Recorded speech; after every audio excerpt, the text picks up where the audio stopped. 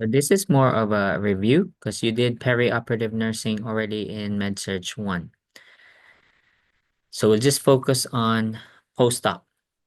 When does the post-op period begin? It begins when the last incision is closed, meaning you apply the last staple, you apply the last suture.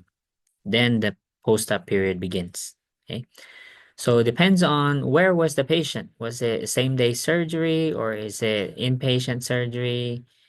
No matter, the patient's post-op period begins when the last incision was closed. So let's say if you're only in the ER, you never made it inpatient, so you sat there for a couple hours, somebody saw you, they sutured your wound, okay, and then that's it. That's your post-op period. So not all post-op periods, patients will be inpatient, okay? So let's say you're in the ER, then you'll be sent home, okay? Follow up 2 days later for a wound check, that's it, okay? But here we'll focus on inpatient surgery. Okay, so meaning these patients are inpatient and then we're taking care of them during the post-op period. Does that make sense? Okay. So most of these therefore are major surgeries. Because if they're minor, then that is self-care, right? They go home with a small incision and that's fine. This will also not cover same-day surgeries because let's say you have appendicitis, you had laparoscopic appendectomy. You went home with just 4 small 1-inch incisions in your belly, and then it's self-care. All right. Since we're not going to be working in the PACU because only ICU nurses credentials are qualified to work in PACU, so we'll uh, skip through the the PACU, okay? Because there are PACU phases. Okay? We'll start when you receive the patient, because now you're a patient on the post-op floor. Okay, so now you receive the patient. Okay, so let's start with the report. So when you receive the patient, these are the following information you need to ask, okay, before receiving the patient. So the usual, okay, who's this patient? Any allergies? What are they here for? What did they have? What was the position? Because you need to know, anticipate whether or not there are any positioning injuries. Okay. How long was the surgery? Because that will give you an idea about blood loss. Anesthetic agents. You remember, no, we haven't had malignant hyperthermia right? Yeah, right? Okay, so we'll do that under thermoregulation. So if there was there fluid replacement, and then vital signs, okay, latest vital signs. That way you can say whether or not this patient is stable. Patient's vital signs are stable, are not stable. Are you qualified to handle this patient? I repeat, the patient's, okay, not stable, then they don't go to your floor. They go to ICU. So as I said, we'll talk about anesthetic complications, which usually is malignant hyperthermia in another module. That's later for exam 2. What are the chronic conditions? Are they diabetic? Okay, do they have Parkinson's? Do they have any heart disease, kidney disease? Medications given, especially the opioid. When was the last pain medication given? That way, you can anticipate. So if the patient comes in, they complain of pain, you're already aware when was the last administration. So if the patient complains of pain, you have nothing to give, then you can contact the physician. Now, there will also be certain considerations, um, including this one, the patient's family, because you have to think about the family, because if you've been in this situation, what do families want to know? Correct. So how is my, my mom? How's my daughter? Right? So they'll ask you questions. any language barriers. We shouldn't have this problem anymore. We have interpretation services. Sorry. Correct. So we have most hospitals use voice, which is a video. They're remote, so we don't have to have an in-person interpreter or medical translator. Okay, it's make it easier. At the you just one tap, you search for the language you want, and then they'll be available in a couple minutes. Okay, remotely, and we have video, so it's like the real person, right? It's not just a phone. All right, so while you're taking care of the patient, these are what we assessed. Airway, no priority airway, level of consciousness, meaning mental status, cardiac, respiratory, wound, and pain. So you focus on these systems. This is the initial, okay? Of course, we'll have to assess the other body systems as well. We'll have to assess GI and kidney function as well, but this is simply your initial. You can skip the Aldrich score. Aldrich score is what we use to decide when the patient is safe to leave the PACU. Okay, it's like it's an anesthesia score, meaning has the patient tolerated anesthesia well, and then they're safe to be discharged from the PACU. So you assess vital signs. You'll have to do system by system. So starting with mental status, and then cardiovascular, which means your vital signs, and then your respiratory system. Keep in mind, these patients have been NPO at least 6 to 8 hours before the surgery. And it's not like they're going to be given a hamburger from after surgery, right? So these patients will continue to feel miserable. So they may have nausea, vomiting, and we don't feed them. So keep in mind they haven't been eating for a while now, because they've been NPO since 6 to 8 hours before surgery, and then not eat during surgery, obviously. And we don't know how long that surgery lasted. And then they're going to be still miserable and not have any appetite after surgery. Okay, and we don't know how long that will last. So do you expect IV fluids here? Okay. Okay, so patients must have, they usually have an IV fluid ordered unless we have some kidney disease or heart disease, meaning the patient's on dialysis maybe, or the patient has heart failure. So those may be exceptions, okay? Or if you have any fluids, the fluids will be very small, okay? Not large volume fluids. So airway first.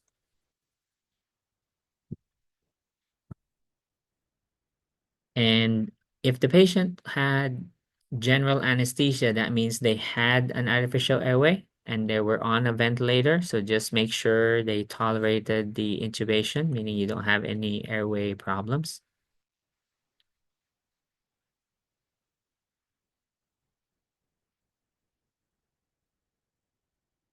So vital signs, you always compare to preoperative vital signs. Any change of 25% or 25 no, sorry, 25 millimeters of mercury or more, meaning any change either too high or too low of 25 millimeters of mercury, or 10 to 15% of their baseline vital signs is reportable. All right. Meaning you don't have to report every single vital signs, only if it's significant. And how do we know it's significant? It's 25 points, right? Higher or lower than their baseline, or 10 to 15% or more from their baseline.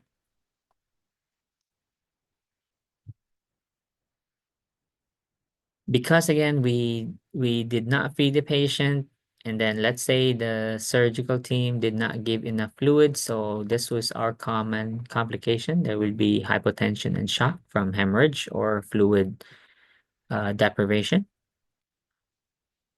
And very specific here, blood pressure, systolic blood pressure below 90, of course, is reportable.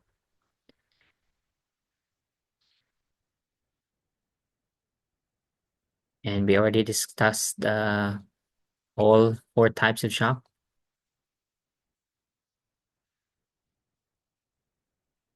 As far as bleeding, not all bleeding are visible. You can have internal bleeding, which will be reflected how? How do you know I'm bleeding in my GI tract? Okay, so it's from the blood pressure, right? So low blood pressure, you mean, and high? Okay, high heart rate. Okay. And don't forget shortness of breath and also low oxygen saturation.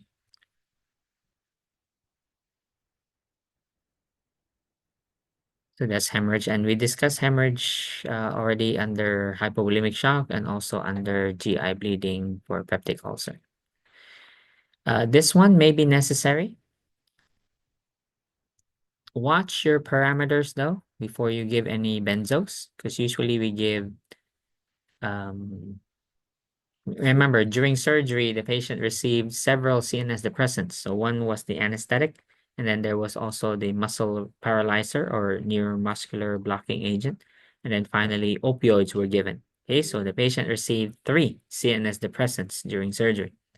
So whenever you get more ordered post-op, make sure your vital signs are stable, okay? Meaning they're not too low to give any more CNS depressants.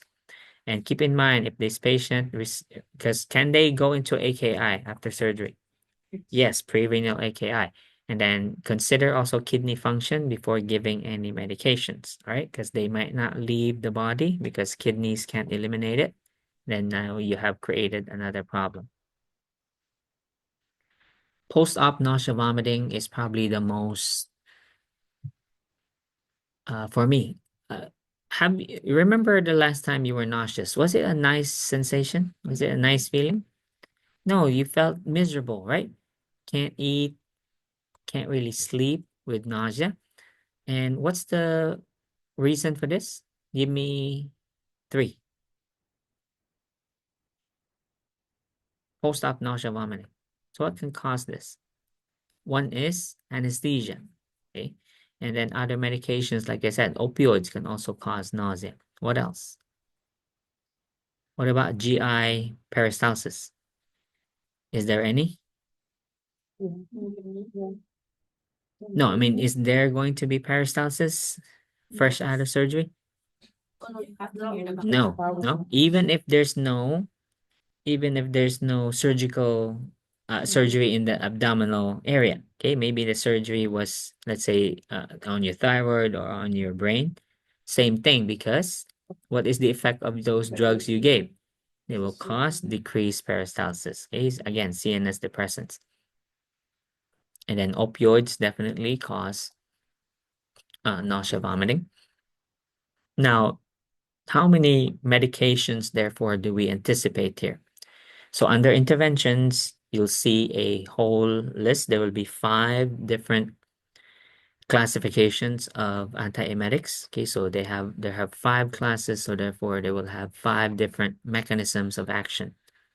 We will use the same table when we get to the cancer chapter, because the cancer chapter will refer you back to this table in the post-op chapter. Make sense? So until the patient is no longer nauseous, the patient will be NPO. An NG tube may be expected. Okay, if the patient has intractable nausea vomiting, then it's better to decompress the stomach with a nasogastric tube.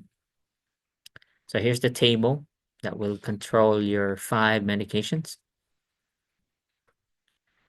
So here are the other causes mentioned for the nausea vomiting, including dehydration. All right, table 16-2. So we have 1, GI stimulant. So there's the action of the drug. It stimulates peristalsis. So therefore, what's a anticipated side effect here? Diarrhea may be a result. So that's metoclopramide. Phenothiazine or um, flucloperazine. This one is brand name is Compazine. Of all the medications listed here, this one in the rectal form is most effective because if you give someone who is nauseous already a PO antiemetic, will that be a good route? No, a patient will just vomit. They take in water with the tablet, they'll just vomit. So if it's if that's the case, then I don't anticipate giving anything by mouth. So if this is ordered, I would go with a rectal form. Okay, I would administer it rectally. That way I don't have to deal with any vomiting. Then we also have promethazine. Promethazine for a few years was taken off the market because of complications in its IV form.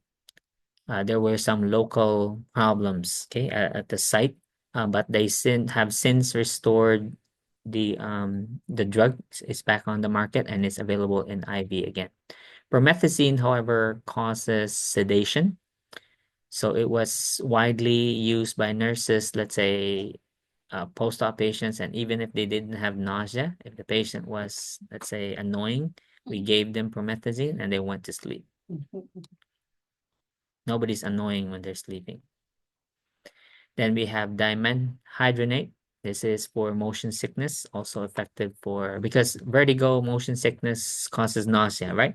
So the drug is also effective. Same thing with hydroxyzine. Hydroxyzine, you may have seen or used this for itching. No, this is visceral. No, for like pruritus, if you have allergies. Anyway, so hydroxyzine is also effective for uh, nausea vomiting. Sometimes doctors also prescribe it for anxiety. Then we got scopolamine. You familiar with this? It's a patch you put behind your ear. Okay. So this one has a drying effect.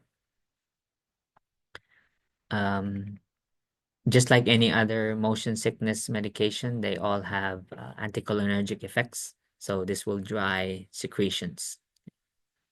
Then we've got your ondansetron. You're familiar with Zofran. Okay.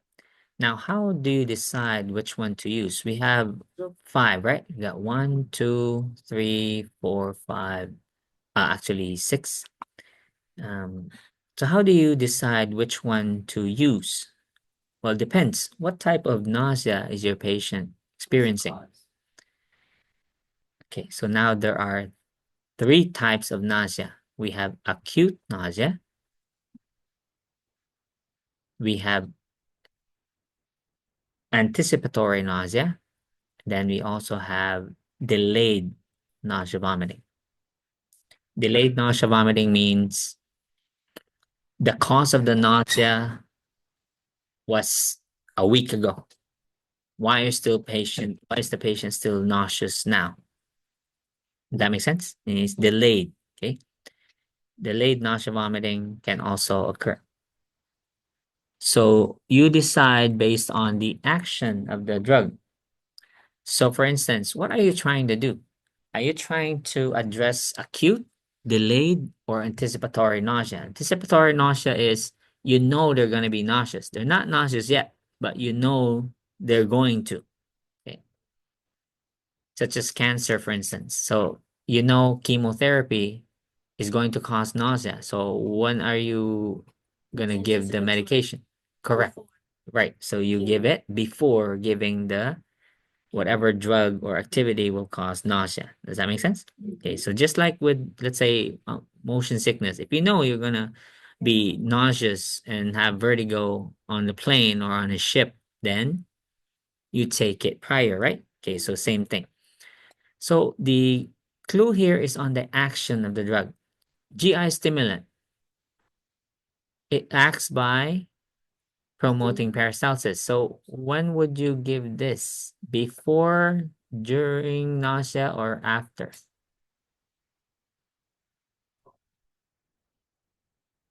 Well, this would be more for acute nausea. Yeah. Okay, because it promotes peristalsis. Okay. This one, prochlorperazine, control of severe nausea vomiting. So therefore, is this for acute, delayed, or anticipatory? Acute. Acute. It's acute because it's severe. This one, promethazine, also for acute. Dimenhydrinate, hydroxyzine. This one indicate, okay, clearly says before or prevention. Okay, so dimenhydrinate is before, and then hydroxyzine, acute. Okay, right. Then scopolamine, prevention. Ondansetron, prevention. Okay, because you have, again, this variety. So let's say this is not just a post-op patient. Let's say this is a a chemo patient. That way you know exactly which one to give before, and then during, and then after. Right? Because nausea vomiting will affect so many things. This patient is nauseous. Will this patient eat? Will this patient get out of bed? Will this patient ambulate? This will therefore delay surgical recovery. So it's important to control nausea vomiting. That way the patient will recover as expected. And that begins with ambulation. Nobody wants to be walking around nauseous, do you?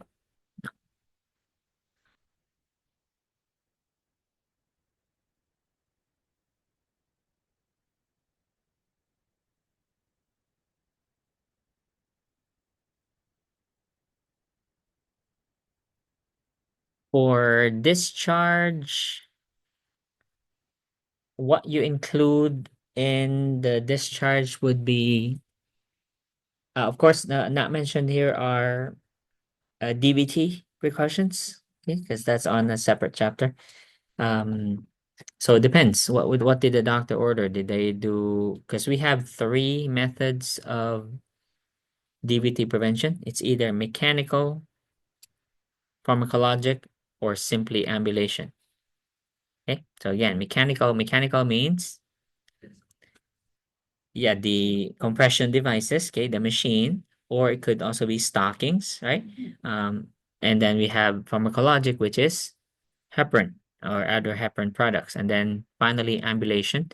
So you just allow the patient to walk. Okay, so ambulation is their only DVT prophylaxis. Make sense? Okay. Then when it's time to discharge the patient, make sure the patient knows when and where to follow up.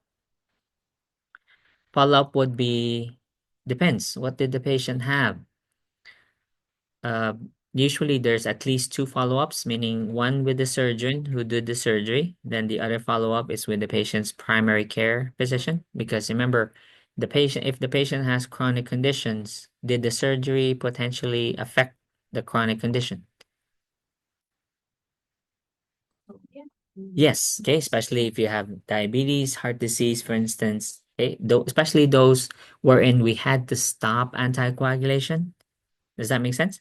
Because some patients are on anticoagulants, yeah? Let's say AFib, for instance, or mechanical valve. So meaning another doctor is managing the anticoagulation. And will that conflict with surgery? Yes, because we had to stop the anticoagulation for surgery, and then they had to resume it afterwards, correct? So therefore, they have to see their primary physician as well. Okay, so there's at least two follow-ups required there, one from the surgeon, another from the patient's primary physician. Study and see that the patient had a surgery and they discharged the patient to go home and then they told him to follow up with his primary doctor, but it was on the weekend. Mm. And then that was closed, and then the patient go back to the ER. So because of the pain after the surgery, the patient was bleeding after the surgery, and then the patient was feeling pain. So when it's like that, you have to take the pain medication they prescribe you before they discharge you, or you go back to the ER or you call 911. Well, hard to answer that. I don't know the details of the scenario. Because yes, there will be prescriptions given. Oh, which reminds me. Remember tolerance and physical dependence? Okay. So it depends. If this patient stayed for a while post-op, meaning we've been giving them pain medication, correct? If we were using opioids, that means you have to discharge them on opioids because the problem is they had developed some, yeah, either tolerance or physical dependence. So the patient may experience withdrawal symptoms when they get home because now all of a sudden they stop the opioids. Okay, because remember they won't have pain because we were giving them opioids, right? So now they're thinking, oh, they're not gonna fill the prescription because oh, my kids will just steal this, okay? Or maybe, depending on their living situation. So they won't feel it, not understanding that, yes, that's why you are pain free because we kept you pain free, okay?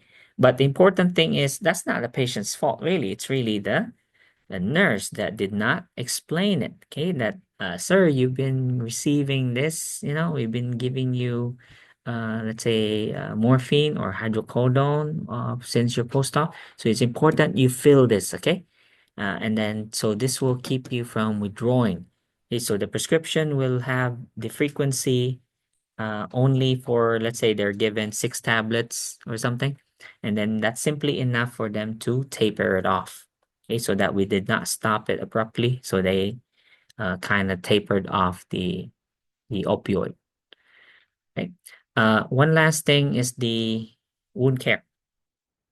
Now, most surgical wounds, as long as there's nothing open, everything was closed by either sutures or staples, that the patient understands how to care for it. Now, most cases, if it's stapled, it does not require a dressing. Okay, it's usually just open to air. Because if the doctor intended to have a dressing there, let's say in the case of orthopedic surgeries, let's say knee, hip, shoulder, okay, so or spine surgeries, those surgeons, their practice now is to put 7-day dressings. Okay, or sometimes it's 10-day or 14-day dressings, meaning these dressings stay on that long, meaning they can shower all they want. Bathing though, they can't bathe. Okay, no tub baths. Okay, no bathtub, but they can shower. Okay, because these dressings are waterproof. But otherwise, if it's not an orthopedic surgery, meaning it's abdominal incision, usually we leave it open to air, meaning the patient's staples are visible. Okay, there's really no need to cover it. In fact, it heals better if it's left open to air. But the important thing is if it's non-absorbable suture or if they're staples that they return for follow-up. Okay, and the nurse discharging them must tell them a date. Okay, a date to when and who is removing the sutures or the staples. You understand? Yeah, so staples, the maximum staples can stay is 10 days. And then he healed by himself. No, the staple. The staple has to be removed. Okay, so the maximum it can stay is 10 days. After 10 days, usually 7 days, we remove them. But they have to return to some place, okay? Unless the patient has home health, for instance, then they're covered because the home health nurse will remove the dressing at home.